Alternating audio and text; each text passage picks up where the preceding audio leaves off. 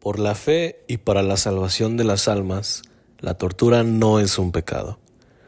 Recuerdo la primera vez que leí esta frase, y aunque su autor sigue siendo anónimo, no puedo evitar imaginar que fue pronunciada por alguien de una autoridad en la iglesia, tal vez algún sacerdote o incluso un inquisidor. También me perturba pensar cómo una convicción puede retorcerse tanto hasta justificar actos atroces. Esa frase, aunque es breve, dice mucho sobre cómo el ser humano puede usar la fe como excusa para hacer cosas impensables. Era 2016 y yo, en secundaria, tenía que hacer una tarea sobre la Santa Inquisición. Al principio no le di mucha importancia porque para mí era solo otra tarea más, pero a medida que avanzaba en la investigación mi percepción cambió por completo. No recuerdo con exactitud la fuente que utilicé, pero sé que el autor tenía una postura imparcial, similar a lo que luego encontré con el autor Helen Rachlins en The Spanish Inquisition, la cual es una obra que ahora pues retomo de nuevo en la universidad y con un poco más de madurez o con un panorama diferente o perspectiva diferente. En ese momento leer sobre torturas, ejecuciones, persecuciones me dejó impactado. No podía entender cómo una institución que se supone que representa amor, justicia y perdón pudo haber cometido tales actos atroces. Fue un choque de realidades. Había crecido creyendo que la iglesia era un ejemplo de lo correcto, una guía moral, y ese descubrimiento me hizo cuestionar absolutamente todo lo que se me había enseñado. Era como si una parte de mí comenzara a desmoronarse.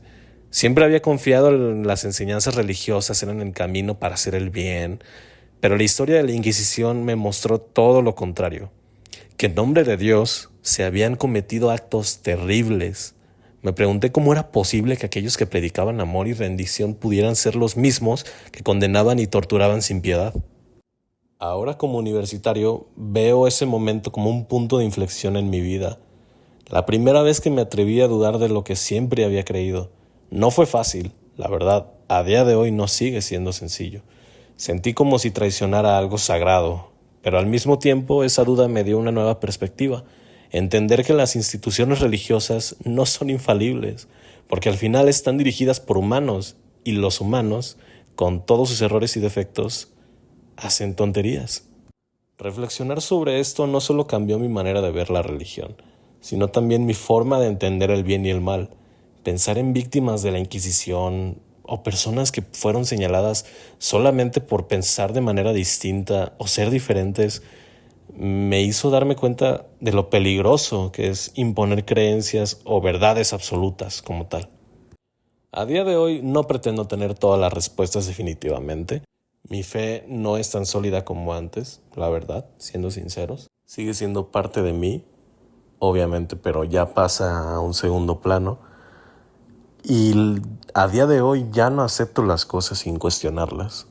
Creo que es una buena persona no depende de seguir ciegamente reglas, dogmas, a líderes religiosos o de cualquier índole, sino más bien de actuar con respeto, justicia y empatía.